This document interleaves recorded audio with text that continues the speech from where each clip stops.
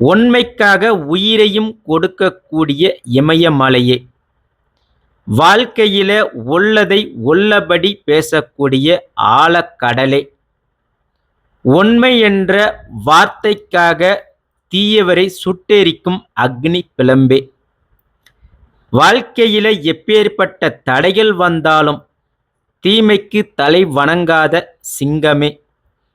யாரை பற்றிங்க பேசுகிறோம்? நீங்கள் தாங்க. அன்பார்ந்த தனுஷ் ராசி அன்பர்களே, எல்லாரும் எப்படி இருக்கிறீங்க? நிச்சயமாக நீங்கள் நல்லா இருக்கிறீங்க அப்படின்னு நான் மனப்பூர்வமாக நம்புகிறேன். அந்த ஆண்டவனை பிரார்த்திக்கிறேன். சரி, என்ன விஷயம்? வந்த விஷயத்தை பேசலாமே.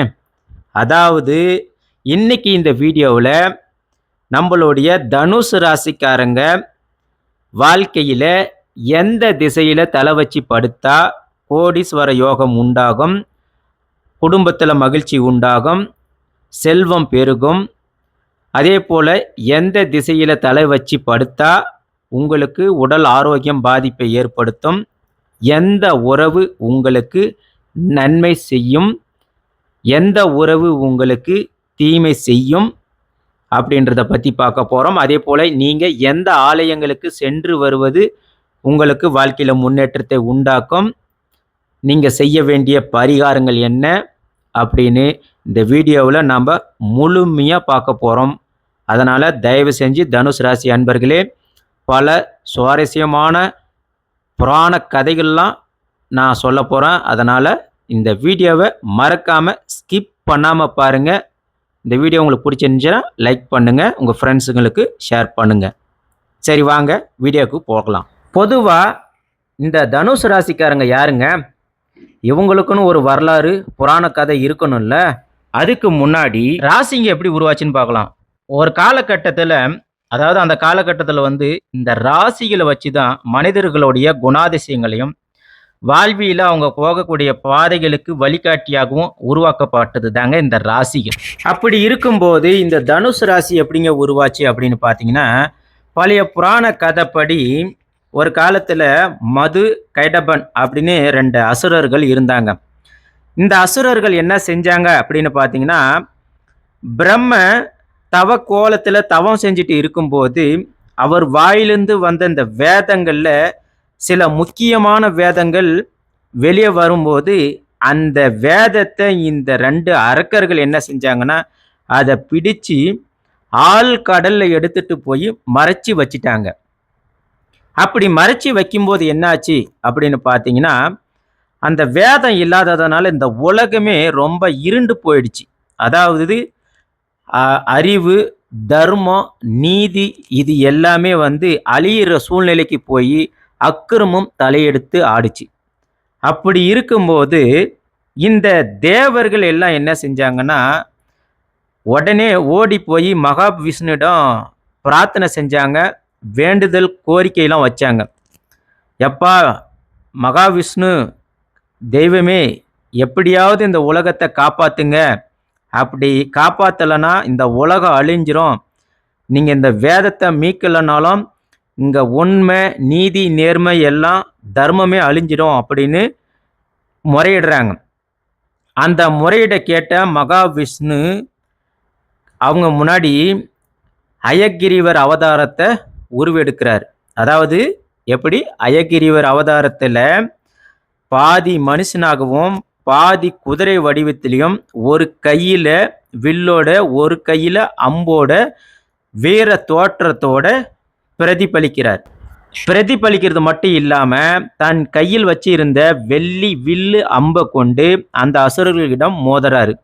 அப்படி மோதி அந்த அசுரர்களை கொன்று அந்த ஆழ்கடல்ல மறைச்சி வச்சு இருந்த அந்த வேதங்களை மீட்டுட்டு கொடுக்கிறாரு.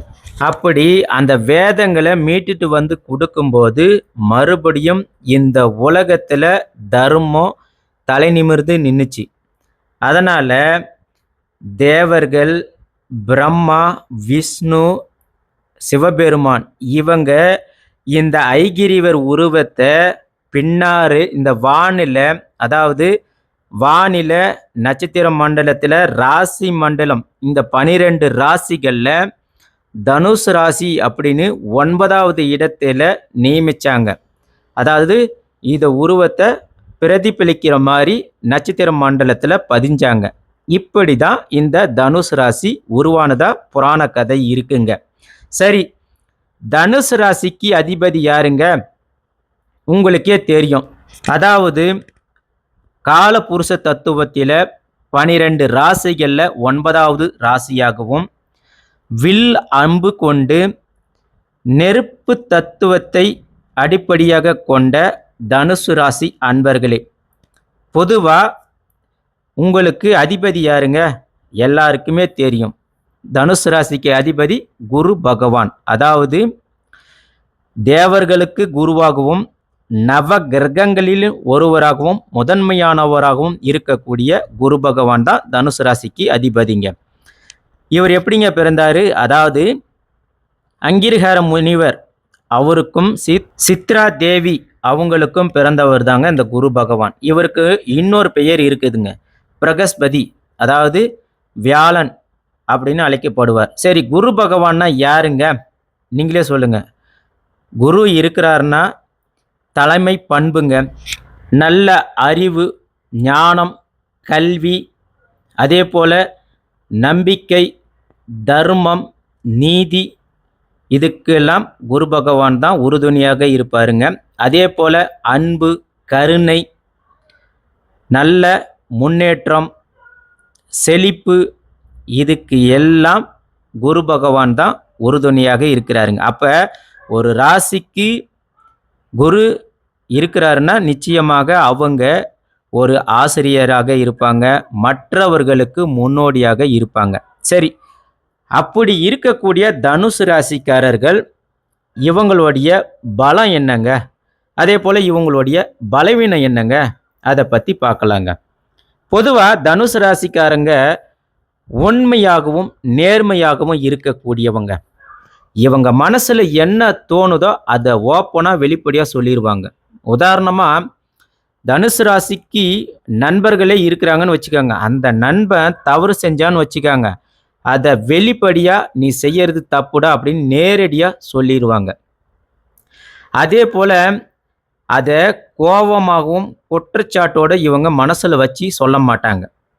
அப்படி உண்மைக்காக இருக்கக்கூடியவங்க இந்த தனுசு ராசிக்காரங்க. அதே போல் இந்த உங்களை பொறுத்த வரைக்கும் ஆசை, பெரிய கனவோடு இருக்கக்கூடியவங்க.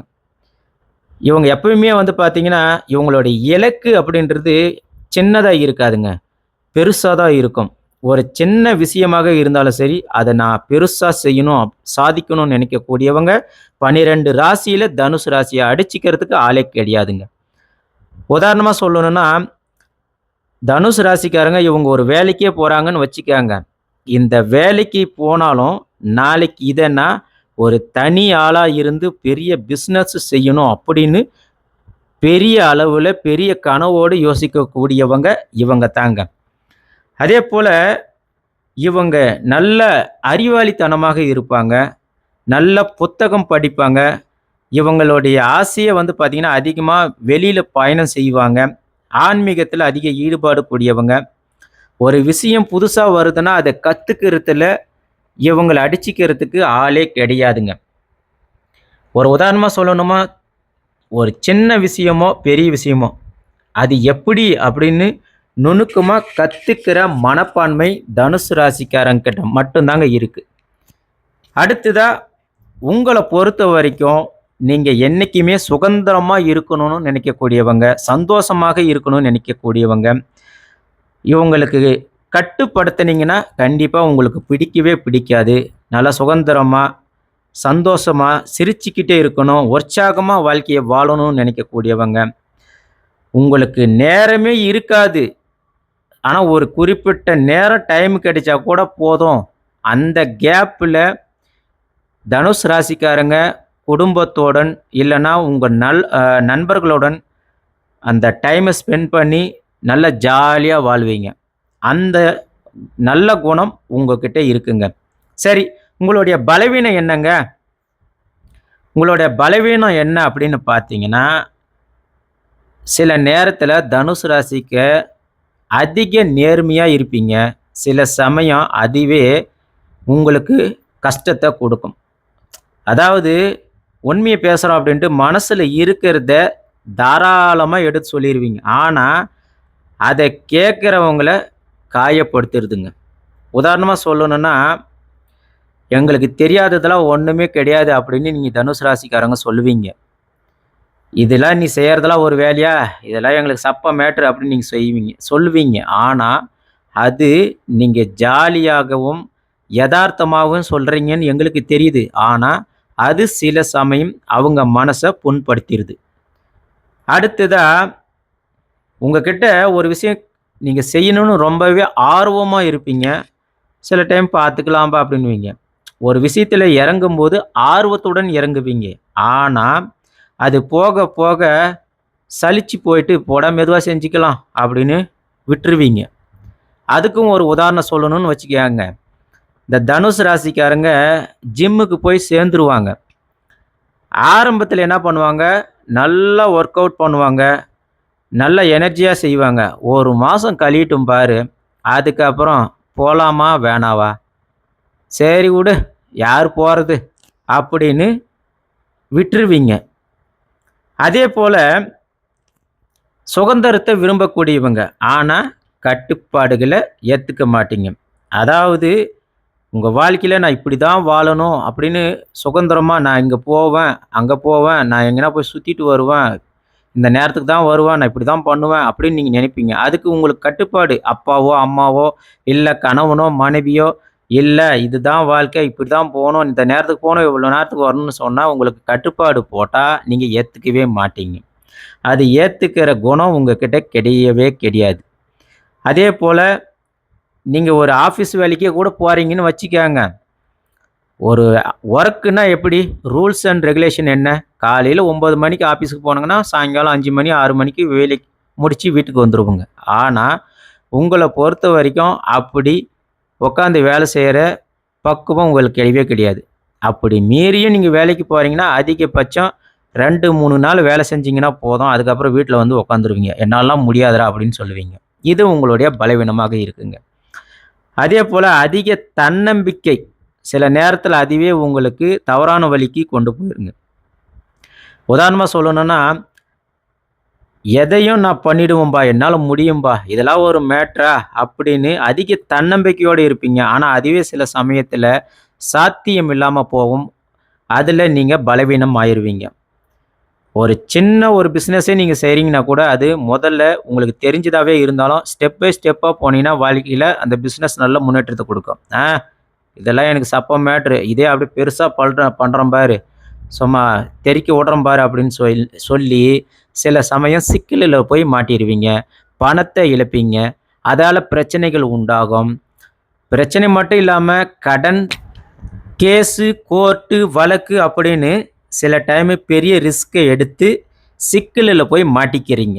இது எல்லாம் உங்களுடைய பலவீனம். அதாவது தனுசு ராசிக்காரங்களுக்கு சுருக்கமாக சொல்லணும் அப்படின்னு பார்த்தீங்கன்னா, பலம் அப்படின்னு எடுத்துக்கிட்டால் உண்மையாக இருப்பீங்க, உயர்ந்த லட்சியத்தோடு வாழக்கூடியவங்க, நல்ல அறிவு, கல்வி, ஒரு விஷயத்தில் ஆர்வமாக இருப்பீங்க, எங்கேயுமே சுதந்திரத்தை எதிர்பார்ப்பீங்க.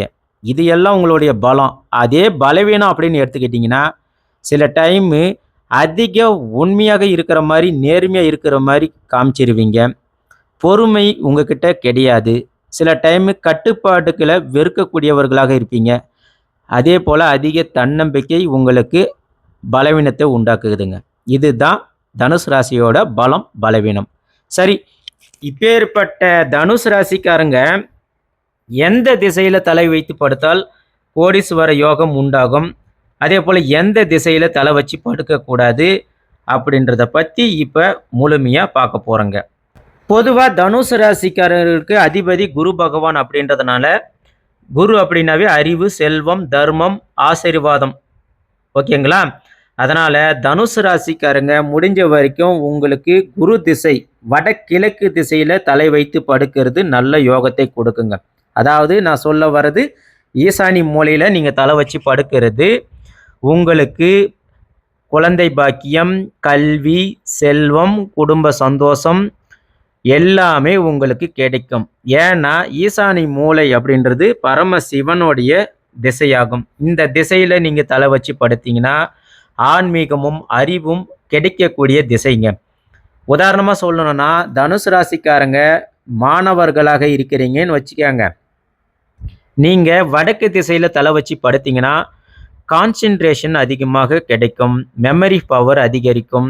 வேலைக்கு போறவங்களுக்கு, பிசினஸ் செய்றவங்களுக்கு புதிய வாய்ப்புகள் வர உதவும். அதேபோல வேலை செய்றவங்களுக்கு பேரு, புகழ், பதவி உயர்வு, இன்கிரிமெண்ட் இது எல்லாமே கிடைக்குங்க. சரி, எப்படிங்க வடதிசையில வடகிழக்கு திசையில படுக்க முடியும்? சரி, அடுத்ததா வந்து பார்த்தீங்கன்னா, நீங்க படுக்கக்கூடாத திசை என்ன அப்படின்னு முதல்ல பார்க்கலாங்க.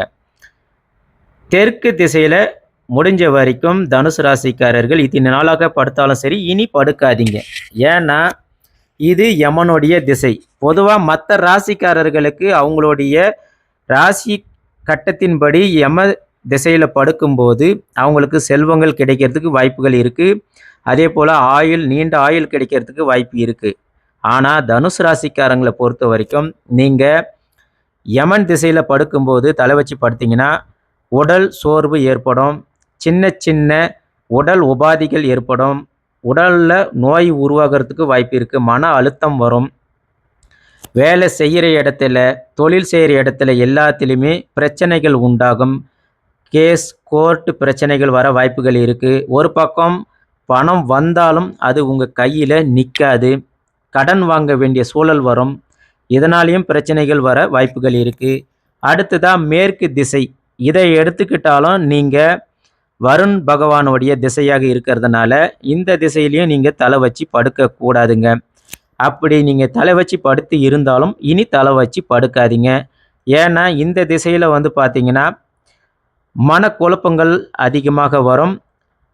பிரச்சனைகள், தேவையற்ற பிரச்சனைகள் வரும். செலவு அதிகரிக்கும். குடும்பத்தில் கஷ்டங்கள் வரும். செலவுகள் அதிகமாக வரும். உதாரணமாக வந்து ஒரு தனுசு ராசிக்காரர்கள் மேற்கு திசையில் தலை வச்சு படுக்கிறவர் பிஸ்னஸ் செய்கிறீங்கன்னு வச்சுக்கோங்க. நிச்சயமாக உங்களுக்கு அந்த பிஸ்னஸ் டெவலப் ஆகாதுங்க. அதே போல் இதனால் நீங்கள் கையில் இருந்த பணத்தையும் இழக்க நேரிடும். குடும்பத்தில் சண்டை சச்சரவு வரும். இன்னொரு பக்கம் மற்றவர்கள் மூலமாகவும் பிரச்சனைகள் வரும். அதனால் மேற்கு திசையிலும் தெற்கு திசையிலையும் தனுசு ராசிக்காரர்கள் தலை வைத்து படுக்காதீங்க. சரி, தனுசு ராசிக்காரர்கள் எந்த திசையில் தலை வச்சு படுக்கலாம் அப்படின்னு பார்த்தீங்கன்னா, வடக்கு திசையில் தலை வைத்து படுக்கிறது நல்லதுங்க.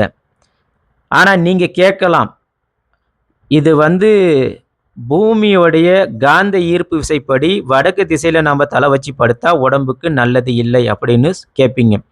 ஆனால் வடக்கு திசை குபேரனுடைய திசைங்க. அதனால் குறிப்பாக தனுசு ராசிக்காரர்கள் நீங்கள் தலை வச்சு படுத்தீங்கன்னா செல்வம் உங்களுக்கு கிடைக்குங்க. அதாவது வியாபாரம் செய்கிறீங்கனாலும் உங்களுக்கு வியாபாரம் மேலும் மேலும் பெருகும்.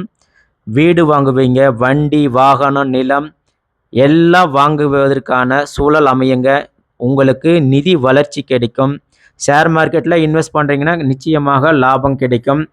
அதே போல் கோடீஸ்வர யோகம் நிச்சயமாக உங்களுக்கு கிடைக்கும். அப்படின்னா நீங்கள் வடக்கு திசையில் தலை வச்சு படுக்கிறது நல்லதுங்க.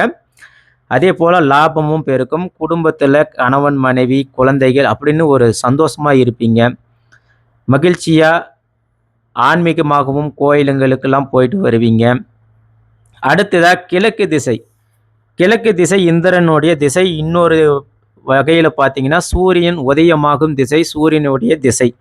அதனால் நீங்கள் கிழக்கு திசையை பார்த்து தலை வைத்து படுக்கும்போது உங்களுக்கு இயல்பாகவே அறிவு, கல்வி, ஞானம், வெளிநாட்டுக்கு போகிறதுக்கான வாய்ப்புகள் இது எல்லாமே கிடைக்கும்.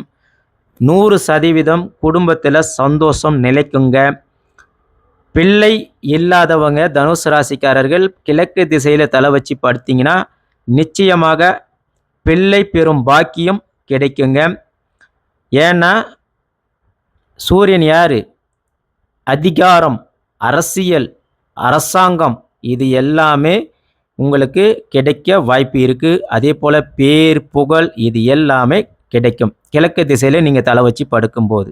ஆகையால் தனுசு ராசிக்காரர்கள் வடகிழக்கு திசை, வடக்கு திசை, கிழக்கு திசை இந்த 3 திசையில நீங்க படுத்தீங்கன்னா வாழ்க்கையில கோடீஸ்வர யோகம் உண்டாகும். செல்வம் பெருகும். பணம், இடம், பொருள், வண்டி, வாகனம் எல்லாம் வாங்குவதற்கான யோகம் உண்டாகும். வேலை செய்கிற இடத்துல ப்ரொமோஷன், தொழிலில் முன்னேற்றம், வியாபாரத்தில் லாபம், சந்தோஷம், குடும்பத்தில் குழந்தை, கணவன் மனைவி அந்யோன்யம், கல்வியில் முன்னேற்றம், இது எல்லாமே கிடைக்குங்க. ஆனால் மேற்கு திசை தெற்கு திசையில் படுத்தீங்கன்னா தொழிலில் நஷ்டம், வியாபாரம் முன்னேற்றம் இல்லாமல், கடன் பிரச்சனை, தொழில் பிரச்சனை, நீங்கள் தொழில் செஞ்சினா தடைகள் ஏற்படுவதற்கான வாய்ப்புகள், அதே போல் உடல் ஆரோக்கியம் பாதிப்பு, இது எல்லாமே உண்டாகுங்க. ஆகையால் தனுசு ராசிக்காரர்கள் எந்த திசையில் படுக்கணும் அப்படின்றத நம்ம சொல்லிட்டோம்.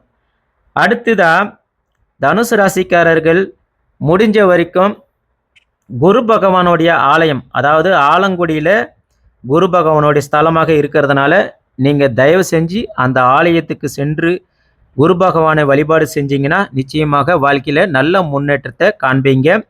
அதே போல் விஷ்ணு ஆலயங்கள், திருப்பதி, ஸ்ரீரங்கம், அப்பங்குடி பெருமாள் கோயில், இந்த ஆலயங்களுக்கெல்லாம் நீங்கள் சென்று குருவோடைய ஆற்றலை பெறுங்க, விஷ்ணுவோடைய ஆதரவும் பெறுங்க.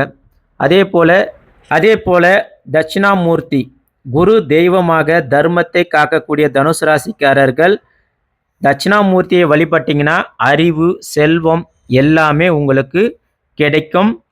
குறிப்பாக குரு வியாழக்கிழமை நாட்களில் தனுசு ராசிக்காரர்கள் மஞ்சள் நிற ஆடைகளை அணிவது நல்லதுங்க. அதே போல் மஞ்சள் பூக்களை கொண்டு குருவை வழிபாடு செய்கிறது நல்லது. கடலை பருப்பில் நெய்வேத்தியம் வைத்து குரு பகவானை வழிபாடு செய்யும்போது உங்களுக்கு வாழ்க்கையில் நல்ல முன்னேற்றம் கிடைக்கும். முடிஞ்சால் வியாழக்கிழமை நாட்களில் பசு சிறுமிகளுக்கு உணவு, மஞ்சள் ஆடைகளை நீங்கள் தானமாக வணங்கினால் நிச்சயமாக நல்ல முன்னேற்றம் கிடைக்கும். முடிஞ்ச வரைக்கும் தனுசு ராசிக்காரர்கள் ஓம் குரு ஹோமம் பண்ணுங்க, குரு பஞ்சாங்கம் பரிகாரம் செய்யுங்க, நிச்சயமாக நல்ல முன்னேற்றம் கிடைக்கும்.